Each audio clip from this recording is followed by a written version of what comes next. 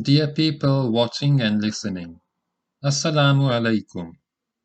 Kindly like and share this video and subscribe to my YouTube channel. The Road to Mecca by Muhammad Asad. To purchase this book, kindly check the links in the description. Start of Chapter 6. Dreams. Section 1. To be friend and guest of a great Arabian Amir means to be regarded and treated as friend and guest by all his officials, by his Rajajil, by the shopkeepers in his capital, and even by the Bedouins of the steppe under his authority. The guest can scarcely mention a wish without its being fulfilled at once, whenever it can be fulfilled. From hour to hour he is overwhelmed by the warm, unquestioning graciousness which envelops him in the marketplace of the town, no less than in the wide halls and corridors of the castle. And so often before, this happens to me during the 2 days I stop at Hail. When I wish to drink coffee, the melodious sound of the brass mortar immediately rings out in my private reception room. When in the morning I casually mention to Zad, within the hearing of one of the Amir's servants, a beautiful camel saddle I have just seen in the bazaar, it is brought to me in the afternoon and placed at my feet. Several times a day a gift arrives, a long robe of mango-patterned cashmere wool, or an embroidered kufiya, or a white Baghdad sheepskin for the saddle, or a curved Najdi dagger with a silver handle. And I, travelling very lightly, am unable to offer Ibn Musad anything in return except a large-scale English map of Arabia, which to his great delight I have painstakingly marked with Arabic place names. Ibn Musad's generosity bears a strong resemblance to the ways of King Ibn Saud, which after all is not so surprising when one considers their close relationship. Not only are they cousins, but they have also shared ever since Ibn Saud was a young man and Ibn Musad still a boy, most of the difficulties, vicissitudes and dreams of the king's early reign. And beyond that, their personal ties were cemented years ago by Ibn Saud's marriage to Jawhara, the sister of Ibn Musad, the woman who meant more to the king than any he married before or after her. Although many people have been admitted to his friendship, not many have been privileged to observe the most intimate, and perhaps the most significant aspect of Ibn Saud's nature, his great capacity for love, which had been allowed to unfold and endure, might have led him to far greater heights than he has achieved. So much stress has been laid on the immense number of women he has married and divorced, that many outsiders have come to regard him as something of a libertine engrossed in endless pursuit of physical pleasure. And few, if any, are aware that almost every one of Ibn Saud's marriages, apart from those alliances dictated by political considerations, was the outcome of a dim, insatiable desire to recapture the ghost of lost love. Jawhara, the mother of his sons Muhammad and Khalid, was Ibn Saud's great love, and even now, after she has been dead for some 13 years, the king never speaks of her without a cat in his throat.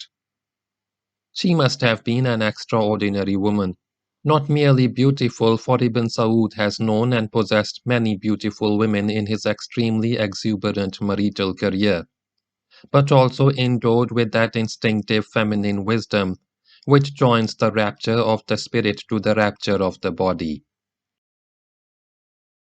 Ibn Saud does not often allow his emotions to become deeply involved in his relations with women, and this accounts perhaps for the ease with which he marries and divorces his wives. But with Johara he seems to have found a fulfillment that has never been repeated. Although even in her lifetime he had other wives, his real love was reserved to her as exclusively as if she had been his only wife. He used to write love poems to her, and once in one of his more expansive moments he told me, "Whenever the world was dark around me, and I could not see my way out of the dangers and difficulties that beset me, I would sit down and compose an ode to Jauhara, and when it was finished, the world was suddenly lighted, and I knew what I had to do." But Jauhara died during the great influenza epidemic of 1919, which also claimed Ibn Saud's firstborn and most beloved son, Turki, and this double loss left a never-healed scar on his life. It was not only to a wife and a son that he could give his heart so fully. He loved his father as few men loved theirs. The father, Abdurrahman, whom I knew in my early years in Riyadh, was though a kind and pious man, certainly not an outstanding personality like his son, and had not played a particularly spectacular role during his life.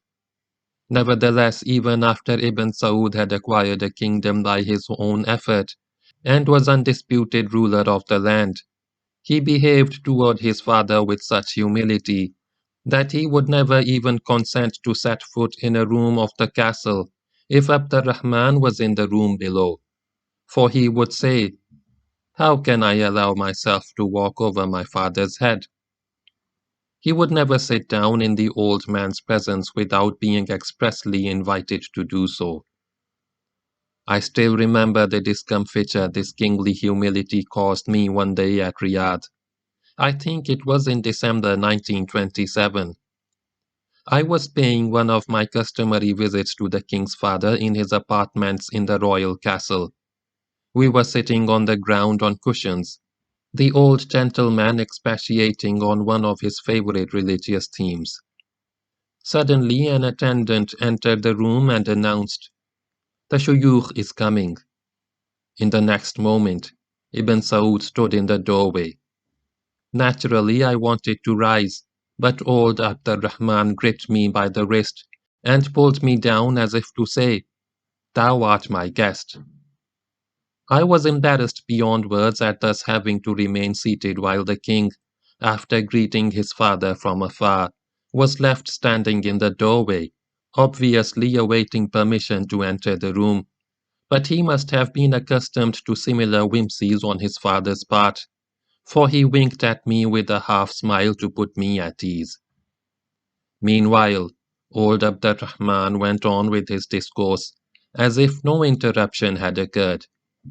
After a few minutes he looked up, nodded to his son and said, "Step closer, oh my boy, and sit down." The king was at that time 47 or 48 years old. Some months later, we were at Mecca at the time. News was brought to the king that his father had died at Riyadh. I shall never forget the uncomprehending stare with which he looked for several seconds at the messenger, and the despair which slowly and visibly engulfed the features that were normally so serene and composed. And now he jumped up with a terrible roar. "My father is dead," and with great strides ran out of the room, his abaya trailing on the ground behind him. And how he bounded up the stairway, past the awestruck faces of his men-at-arms, not knowing himself where he was going or why, shouting, "My father is dead! My father is dead!" For 2 days afterward, he refused to see anyone, took neither food nor drink, and spent day and night in prayer. How many sons of middle age, how many kings who had won themselves a kingdom through their own strength, would have thus mourned the passing of a father who had died the peaceful death of old age?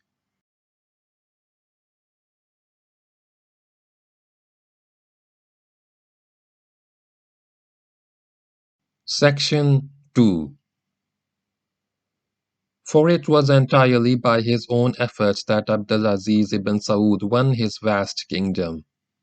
When he was a child, his dynasty had already lost the last remnants of its power in Central Arabia, and had been superseded by its one-time vassals, the dynasty of Ibn Rashid of Hayl. Those were bitter days for Abdulaziz. The proud and reserved boy had to watch a foreign emir governing his paternal city of Riyadh in the name of Ibn Rashid. For now the family of Ibn Saud, once the rulers of almost all Arabia, were only pensioners of Ibn Rashid, tolerated and no longer feared by him. In the end, this became too much even for his peace-loving father Abdurrahman, and he left Riyadh with his entire family, hoping to spend his remaining days in the house of his old friend, the ruler of Kuwait. But he did not know what the future held in store, for he did not know what was in his son's heart.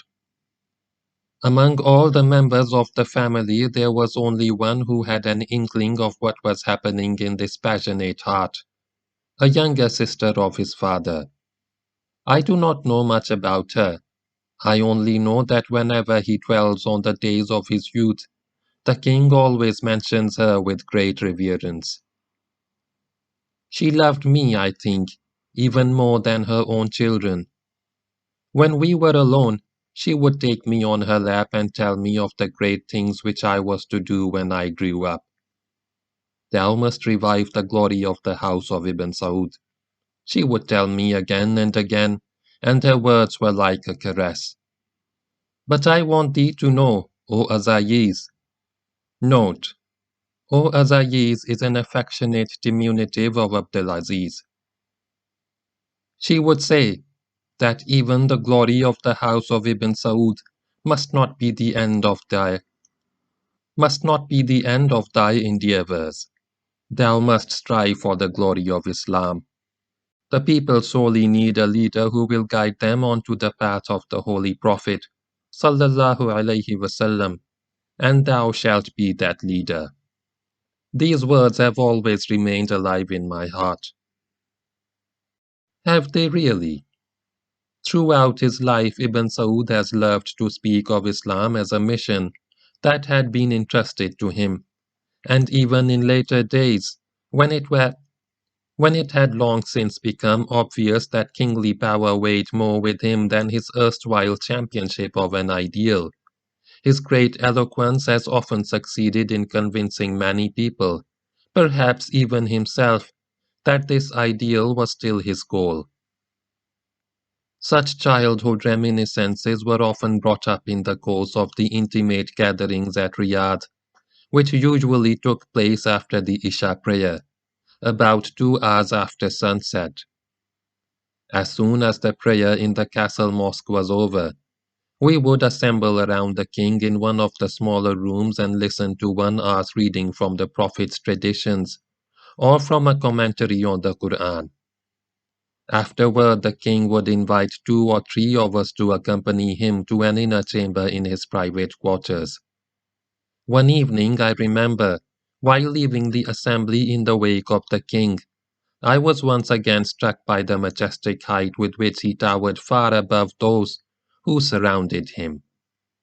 He must have caught my admiring glance, for he smiled briefly with that indescribable charm of his, took me by the hand and said, "Why dost thou look at me like this, O Muhammad?" I was thinking, O long of age, that nobody could fail to recognize the king in thee when he sees thy head so far above the heads of the crowd. Ibn Saud laughed and, still leading me by the hand on his slow procession through the corridor, he said, "Yes, it is pleasant to be so tall, but there was a time when my tallness gave me nothing but heartache. That was years ago, when I was a boy and was living in the castle of Sheikh Mubarak at Kuwait. I was thin and extremely tall, much taller than my years would warrant, and the other boys in the castle, those of the Sheikh's family and even of my own, made me a target of their jokes, as if I were a freak. This caused me great distress, and sometimes I myself thought that I was truly a freak. I was so ashamed of my height that I would draw in my head and shoulders to make myself smaller when I walked through the rooms of the palace or over the streets of Kuwait. By then we had reached the king's apartments. His eldest son, Crown Prince Saud, was already waiting there for his father. He was about my own age and, though not as tall as his father, quite imposing in appearance. His features were far more rugged than the king's, and had none of the latter's mobility and vivacity. But he was a kind man, and well thought of by the people. The king sat down on the cushions that were spread along the walls, and motioned us all to follow suit. Then he commanded, "Kahwa." The armed slave at the door immediately called out into the corridor, "Kahwa," whereupon this traditional call was taken up and repeated in rapid succession by other attendants down the entire length of the corridor, one after the other. "Kahwa, kahwa," in a delightful ceremony of repetition, until it reached the king's coffee kitchen a few rooms away, and in a trice a gold-daggered attendant appeared with the brass coffee pot in one hand and tiny cups in the other. The king received the first cup, and the other cups were handed round to the guests in the order in which they were seated. On such informal occasions, Ibn Saud would talk freely of anything that occurred to him, about what was happening in distant parts of the world, about a strange new invention that had been brought to his notice, about people and customs and institutions. But above all, he liked to talk about his own experiences and would encourage others to participate in the conversation. On that particular evening, Amir Saud started the ball rolling when he laughingly turned to me. "Someone expressed a doubt to me today about thee, O Muhammad. He said that he was not at all sure whether thou art not an English spy in the guise of a Muslim. But don't worry, I was able to assure him that thou art indeed a Muslim." Unable to hold back a grin, I replied, "That was very kind of thee, O Amir. May God lengthen thy life. But how couldst thou be so certain about this? Is it not that God alone knows what is in a man's heart?" "That is true," retorted Amir Saud. "But in this case I have been given a special insight. A dream last week has given me this insight. I saw myself standing before a mosque and looking up at the minaret. Suddenly a man appeared on the gallery of the minaret, cupped his hands before his mouth, and started the call to prayer. 'God is the greatest, God alone is great,' and continued it to the end. 'There is no God but God.' And when I looked closely, I saw that the man was thou. When I awoke, I knew with certainty, although I had never doubted it, that thou art truly a Muslim, for a dream in which God's name was extolled could not have been a deception." I was strongly moved by this unsolicited assertion of my sincerity by the king's son, and by the earnest nod with which the king affirmed, as it were, Amir Saud's surprising narration. Taking up the thread, Ibn Saud remarked, "It does often happen that God enlightens our hearts through dreams which sometimes foretell the future, and sometimes make clear the present. Hast thou thyself never experienced such a dream of Muhammad?" "Indeed I have, O Imam. A long time ago, long before I ever thought of becoming a Muslim, before I even had set foot in a Muslim country. I must have been 19 years old or so at that time, and lived in my father's house in Vienna. I was deeply interested in the science of man's inner life, which was the closest definition of psychoanalysis I could give the king, and was in the practice of keeping by my bedside paper and pencil in order to jot down my dreams at the moment of awakening. By doing so, I found I was able to remember those dreams indefinitely, even if I did not keep them constantly in my mind. In that particular dream, I found myself in Berlin, traveling in that underground railway they have there, with the train going sometimes through a tunnel below ground, and sometimes over bridges high above the streets. The compartment was filled with a great throng of people, so many that there was no room to sit down, and all stood tightly packed without being able to move. And there was only a dim light from a single electric bulb. After a while, the train came out of the tunnel. It did not come onto one of those high bridges, but emerged instead onto a wide, desolate plain of clay, and the wheels of the train got stuck in the clay and the train stopped, unable to move forward or backward. All the travelers, and I among them, left the carriages and started looking about. The plain around us was endless and empty and barren. There was no bush on it, no house, not even a stone, and a great perplexity fell over the people's hearts. Now that we have been stranded here, how shall we find our way back to where other humans live? A great twilight lay over the immense plain as at the time of early dawn. But somehow I did not quite share the perplexity of the others. I made my way out of the throng and beheld, at a distance of perhaps 10 paces, a dromedary crouched on the ground. It was fully saddled, in exactly the way I later saw camels saddled in the country, O Imam, and in the saddle sat a man dressed in a white and brown striped abaya with short sleeves. His kufiya was drawn over his face so that I could not discern his features. In my heart I knew at once that the dromedary was waiting for me, and that the motionless rider was to be my guide. And so, without a word, I swung myself onto the camel's back behind the saddle in the way a radif, a pillion rider, rides in Arab lands. In the next instant, the dromedary rose and started forward in a long-drawn, easy gait, and I felt a nameless happiness rise within me. In that fast, smooth gait we travelled for what at first seemed to be hours, and then days, and then months, until I lost all count of time. And with every step of the dromedary my happiness rose higher, until I felt as if I were swimming through air. In the end, the horizon to our right began to redden under the rays of the sun that was about to rise. But on the horizon far ahead of us I saw another light. It came from behind a huge, open gateway resting on two pillars, a blinding white light, not red like the light of the rising sun to our right. A cool light that steadily grew in brightness as we approached and made the happiness within me grow beyond anything that words could describe.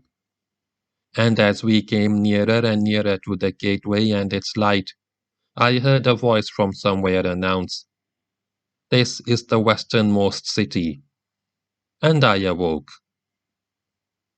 "Glory be unto God!"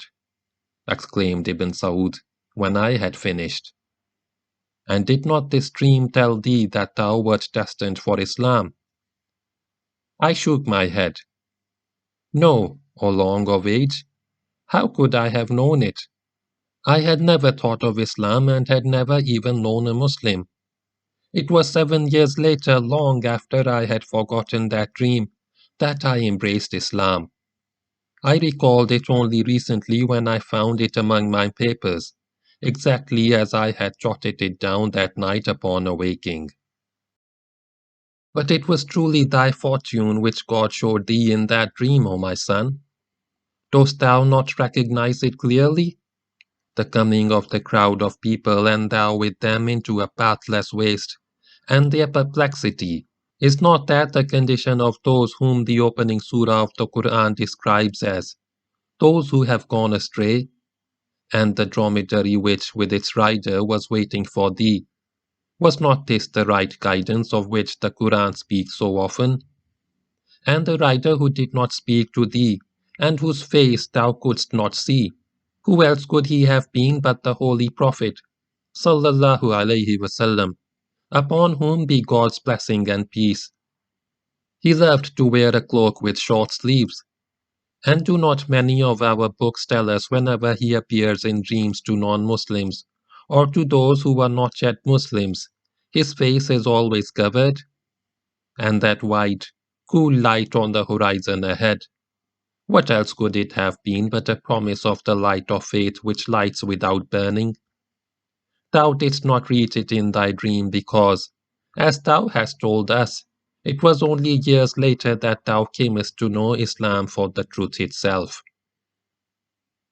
Thou mayest be right, O long of age.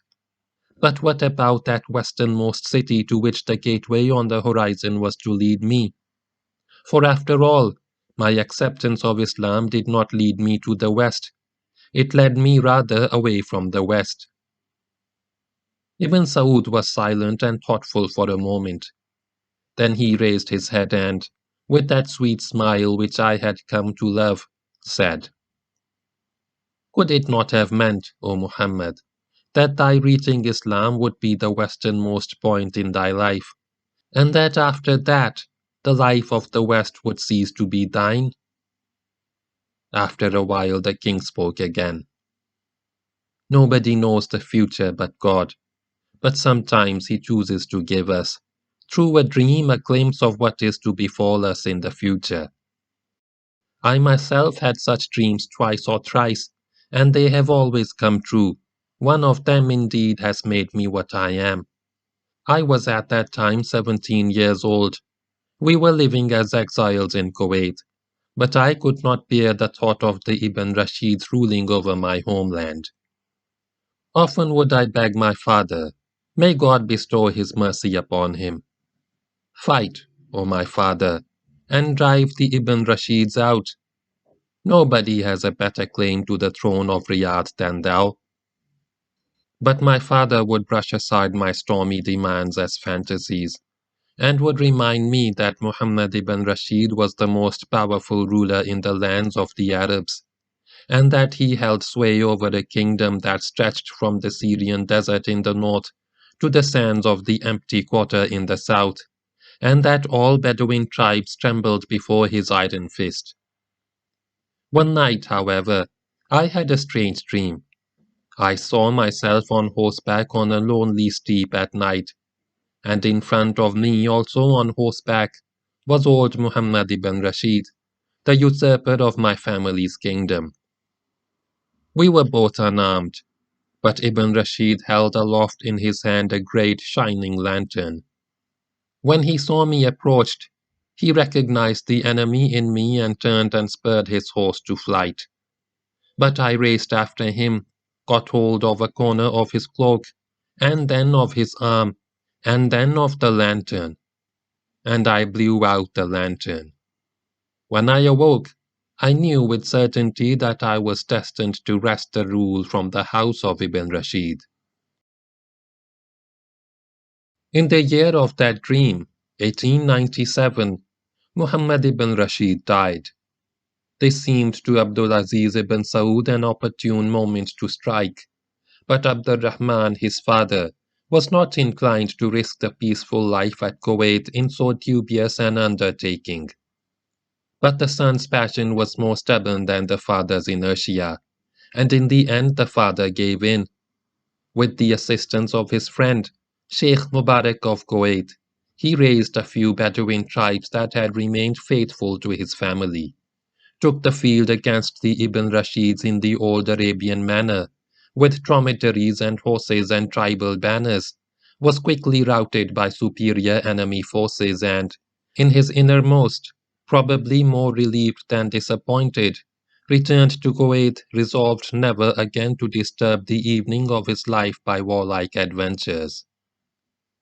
But the son did not give up so easily.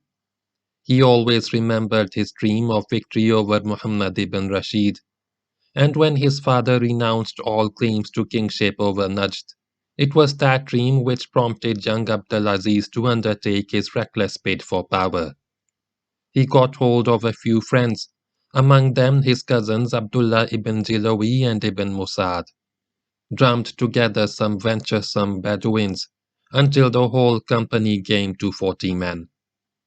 They rode out of Kuwait like robbers, stealthily, without banners or drums or songs, and avoiding the much frequented caravan routes and hiding in daytime, they reached the vicinity of Riyadh and made camp in a secluded valley. On the same day, Abdulaziz selected 5 companions out of the 40 and thus addressed the rest. We 6 have now placed our destinies in the hands of God. We are going to Riyadh, to conquer or to lose it for good. If you should hear sounds of fighting from the town, come to our assistance. But if you do not hear anything by sunset tomorrow, then you shall know that we are dead, and may God receive our souls. Should this happen, you others return secretly as fast as you can to Kuwait. And the 6 men set out on foot. At nightfall they reached the town, and entered it through one of the breaches which years ago Muhammad ibn Rashid had made in the walls of the conquered city to humiliate its inhabitants. They went, their weapons hidden under their cloaks, straight to the house of the Rashidi Amir. It was locked, for the Amir, fearing the hostile populace, was accustomed to spend his nights in the citadel opposite. Abdulaziz and his companions knocked on the door. A slave opened it, only to be immediately overpowered, bound and gagged. The same happened to the other inmates of the house. At that hour only a few slaves and women. The 6 adventurers helped themselves to some dates from the Amir's larder, and passed the night reciting by turns from the Quran. In the morning the doors of the citadel were opened, and the Amir stepped out, surrounded by armed bodyguards and slaves. Crying, "O God, in thy hands is Ibn Saud," Abdulaziz and his 5 companions hurled themselves with their naked swords upon the surprised enemy. Abdullah ibn Jilawi threw his javelin at the Amir, but he ducked in time and the javelin stuck with quivering shaft in the mud wall of the citadel, there to be seen to this day. The Amir retreated in panic into the gateway, while Abdullah pursued him single-handedly into the interior of the citadel. Abdulaziz and his 4 remaining companions attacked the bodyguards, who, despite their numerical superiority, were too confused to defend themselves effectively. An instant later there appeared on the flat roof the Amir, hard pressed by Abdullah ibn Jilawi, begging for mercy, which was not granted. And when he fell down on the rampart of the roof and received the fatal sword stroke, Abdulaziz cried out from below, "Come, O men of Riyadh, here I am, Abdulaziz, son of Abdurrahman of the house of Ibn Saud, your rightful ruler." And the men of Riyadh, who hated their northern oppressors, came running with their arms to the aid of their prince. And on their dromedaries galloped his 35 companions through the city gates, sweeping all opposition before them like a storm wind. Within 1 hour, Abdulaziz ibn Saud was uncontested ruler of the city. This was in the year 1901. He was 21 years old. His youth came to a close, and he entered upon the second phase of his life, that of mature man and ruler. Step by step, province by province, Ibn Saud wrested nudged from the house of Ibn Rashid, pushing them back to their homeland, the Jabal Shamar, and its capital Hayl. This expansion was as calculated as if it had been devised by a general staff working with maps, logistics and geopolitical notions. Although Ibn Saud had no general staff and had probably never laid eyes on a map. His conquests proceeded spirally, with Riyadh as their fixed center, and no forward step was ever taken until the previously conquered territory had been thoroughly subdued and consolidated. At first he acquired the districts to the east and north of Riyadh. Then he extended his realm over the western deserts.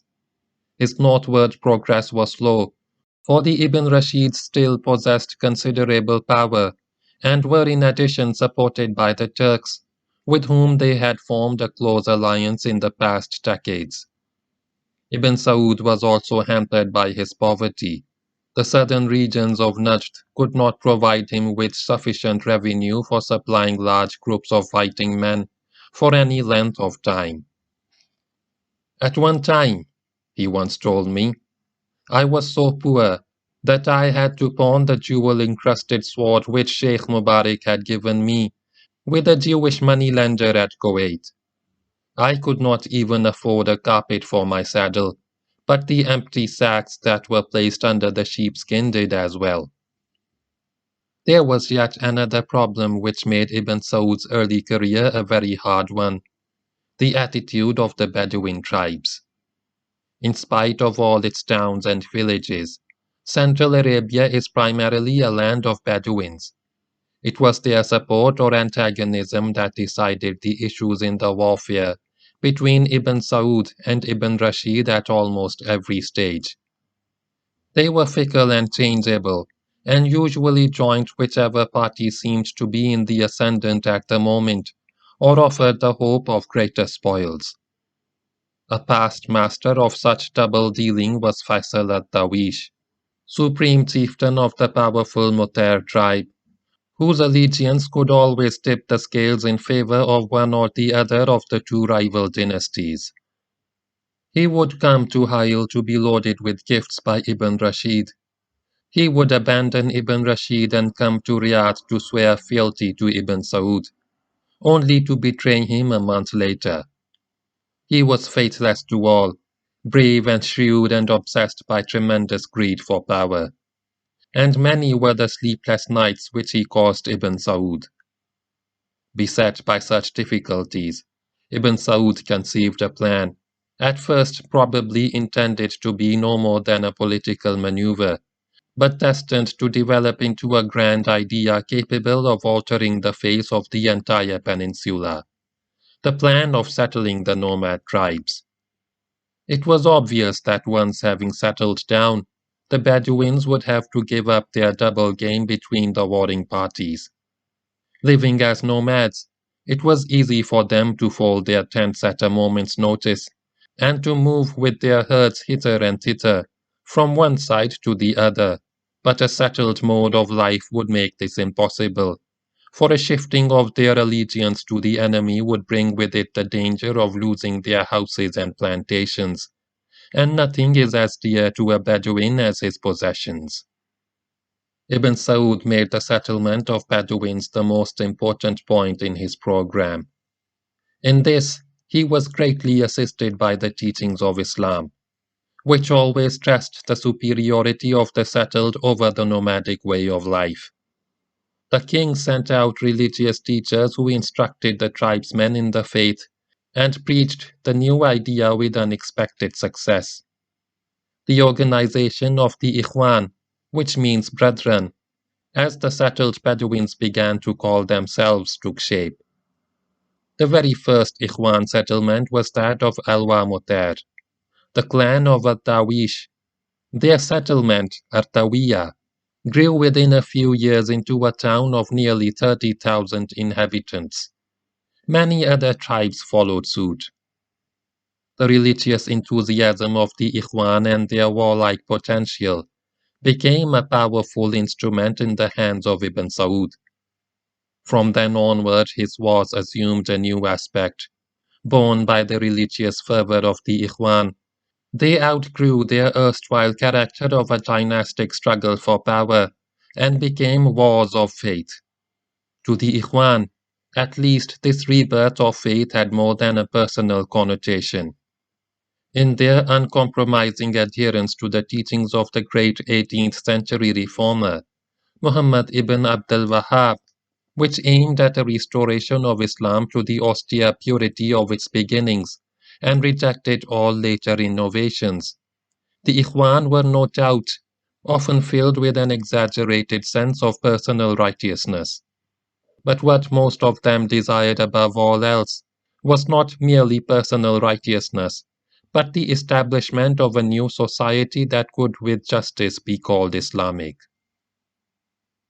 True, Many of their concepts were primitive and their ardor frequently bordered on fanaticism.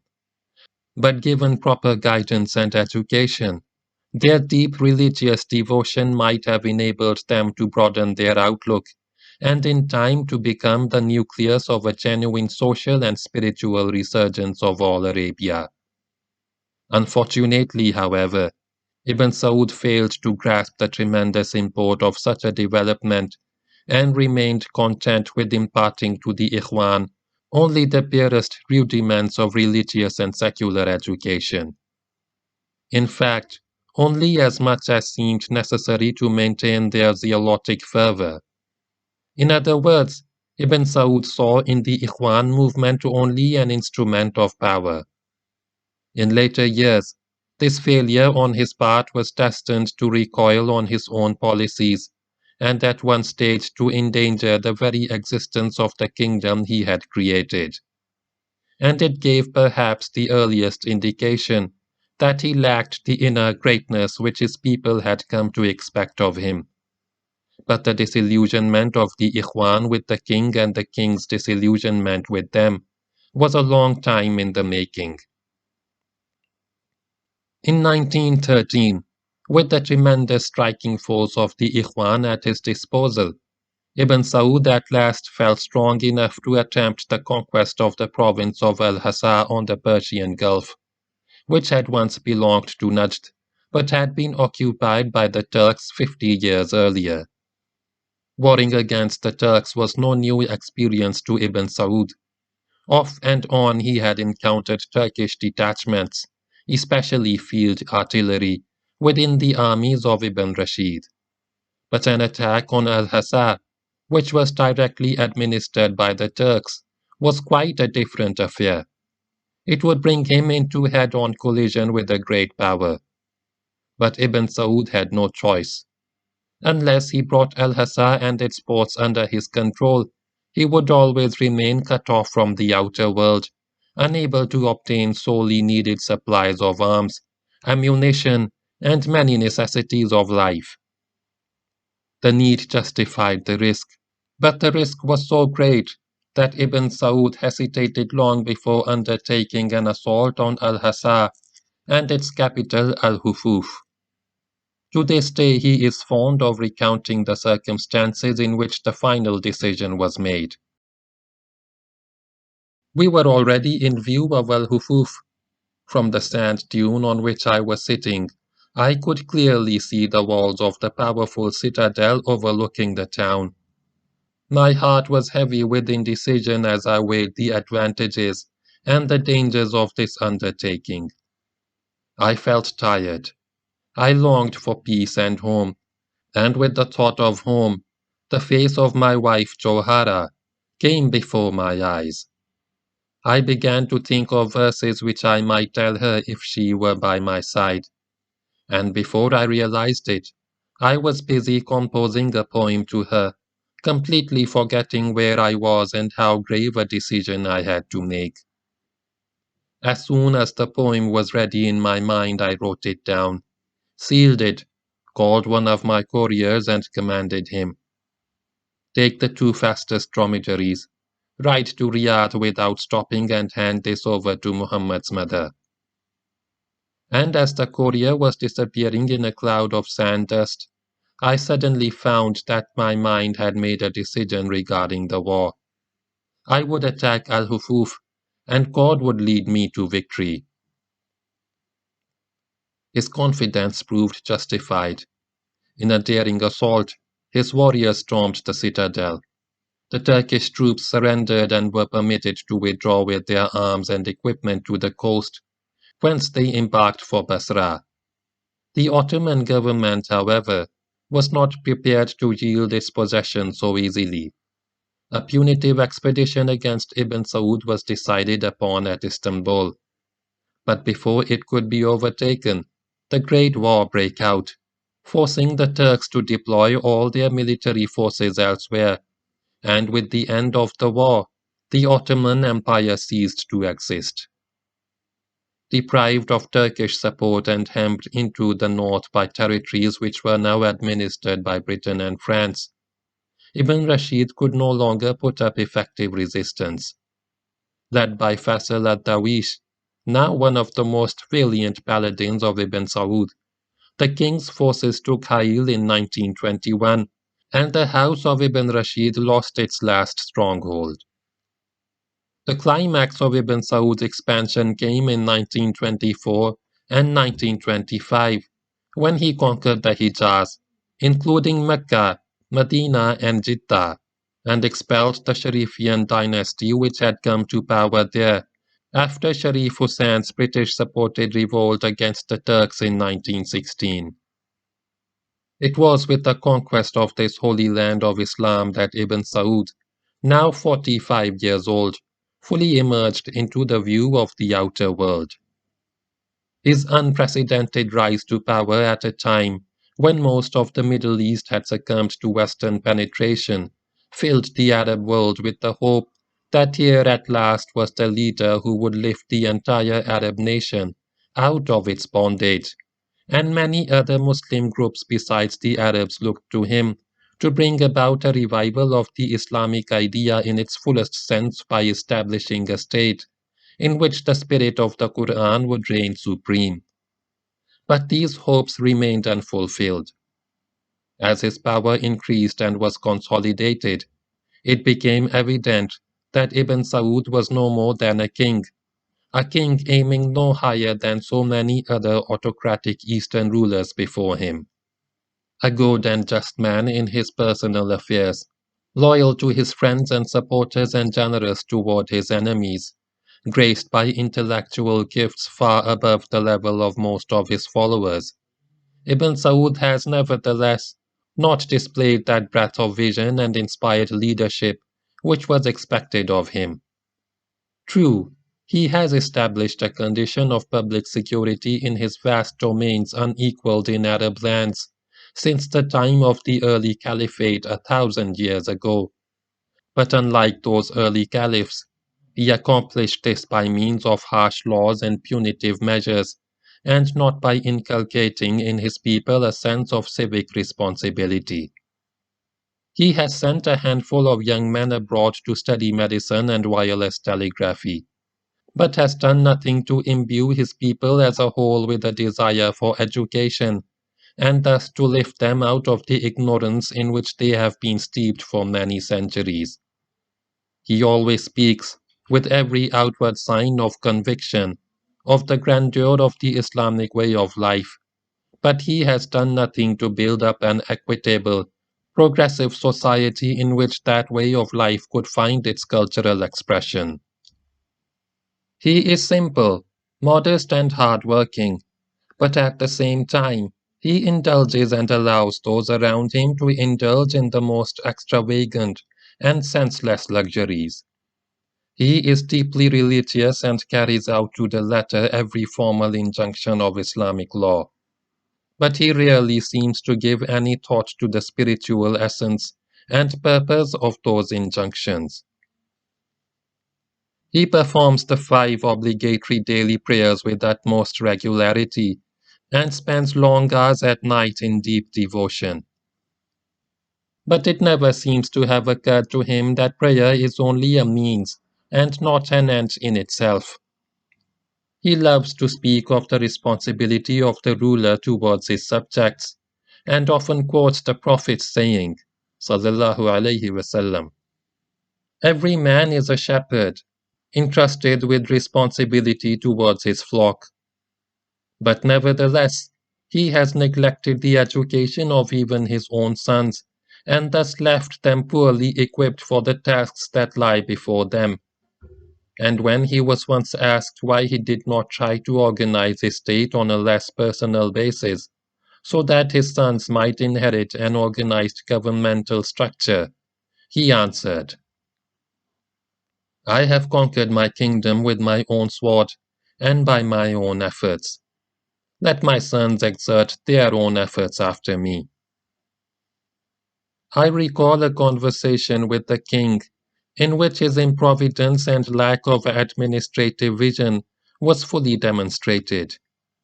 It was in Mecca late in 1928, when the famous leader of the Syrian independence movement, Amir Shakib Arsalan, paid a visit to the king. Ibn Saud introduced me with the words, "This is Muhammad Asad, our son. He has just returned from the southern regions. He loves to travel among my Bedouins." Amir Shakib, who was not merely a political leader but a man of many-sided interests and a scholar of great erudition, was immediately curious to know my impressions when he learned that I was a European convert to Islam. I described to him some aspects of that journey to the south, and particularly my experience in Wadi Bisha, which had never before been visited by a European. The great architectural possibilities of that region, its wealth of water and its fertile soil, had struck me as extremely promising, and in the course of my narrative, I turned to the king and said, "I am sure, O Imam, that Wadi Bisha could easily become a granary sufficient to supply the whole of the Hijaz with wheat, provided it was scientifically surveyed and developed." The king perked up his ears, for the imports of wheat for the province of Hijaz consumed much of the country's revenues, and shortage of revenues had always been Ibn Saud's greatest worry. "How long would it take," he asked me, "to develop Wadi Bisha in this way?" Not being an expert, I could not supply any clear-cut answer. I suggested that a commission of technical experts from abroad should survey the region and recommend concrete plans for its development. It would take, I ventured to say, at most about 5 to 10 years to make the area fully productive. 10 years, exclaimed Ibn Saud. 10 years is a very long time. We Bedouins know only one thing. Whatever we have in our hands, we put into our mouths and eat. To plan for 10 years ahead is far too long for us. On hearing this astonishing statement, Amir Shakib stared at me, open-mouthed, as if disbelieving his own ears, and I could only stare back at him. It was then that I began to ask myself, is Ibn Saud a great man whom comfort and kingship have lured away from the path of greatness, or merely a man of great valor and shrewdness who never aspired to more than personal power? To this day, I cannot satisfactorily answer this question, for although I have known him for years, and known him well, a part of Ibn Saud's nature has remained inexplicable to me. Not that he is secretive in any way. He speaks freely about himself and often relates his experiences. But his character has too many facets to be easily grasped, and his outward appearance of simplicity conceals a heart as uneasy as the sea, and as rich in moods and inner contradictions.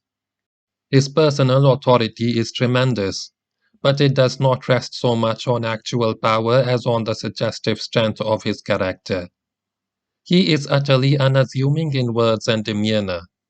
His truly democratic spirit enables him to converse with the Bedouins, who come to him in dirty, tattered garments, as if he were one of them, and to allow them to call him by his first name, Abdelaziz.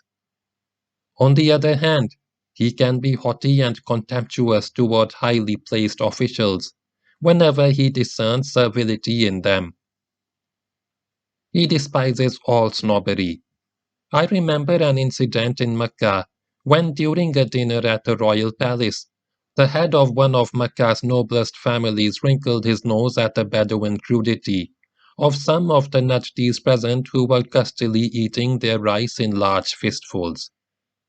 In order to demonstrate his own refinement, the Meccan aristocrat daintily manipulated his food with his fingertips, when suddenly the voice of the king boomed out.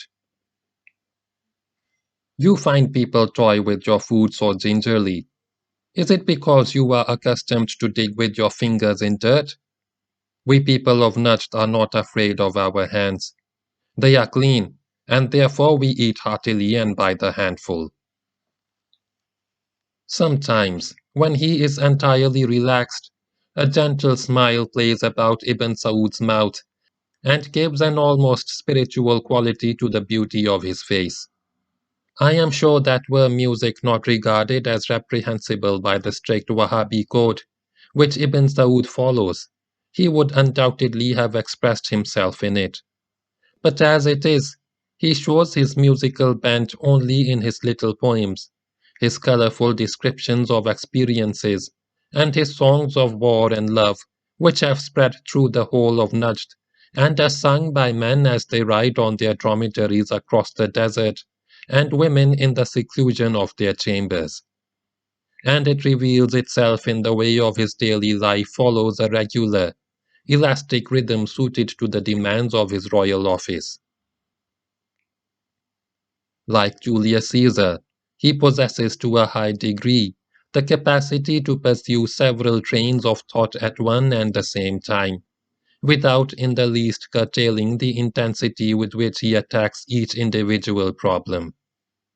And it is this remarkable gift which permits him to direct personally all the affairs of his vast kingdom, without falling into confusion or breaking down from overwork, and still find time and inclination to cultivate so lavishly the society of women.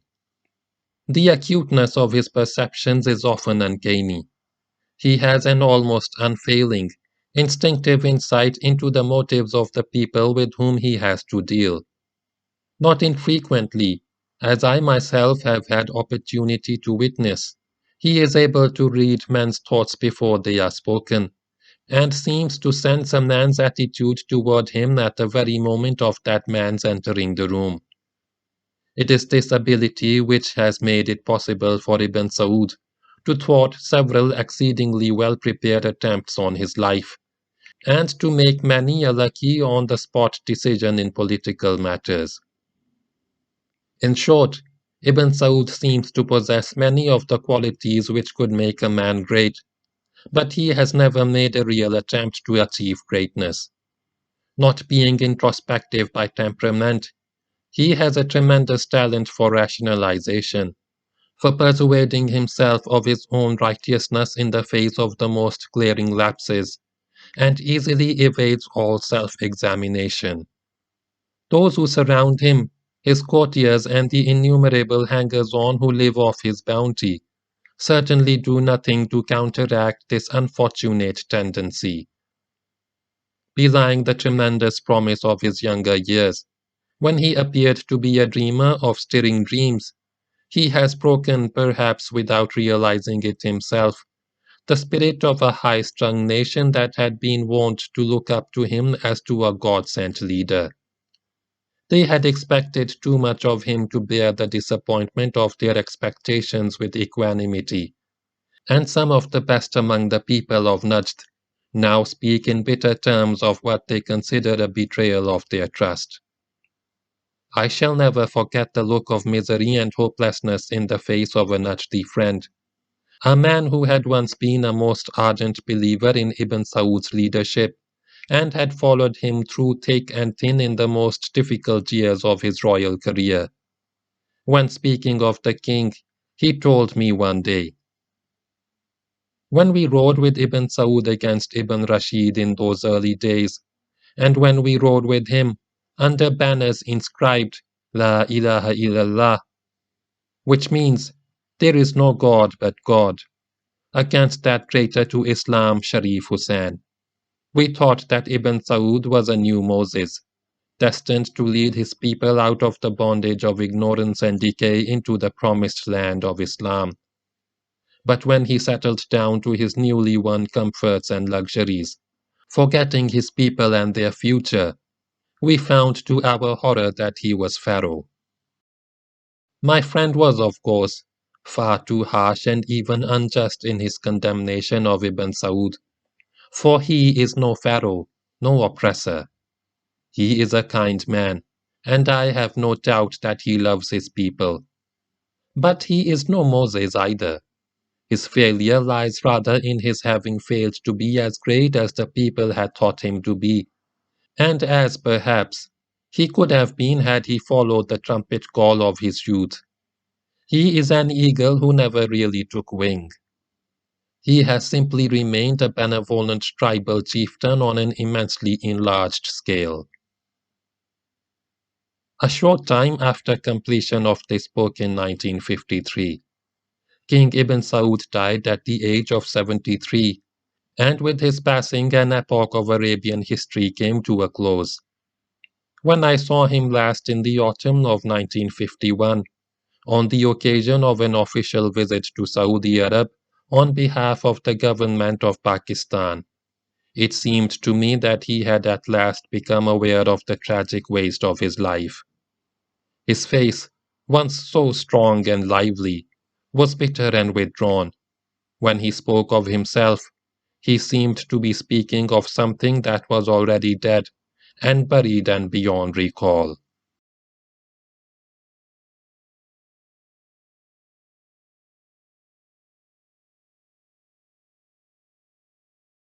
Section 3.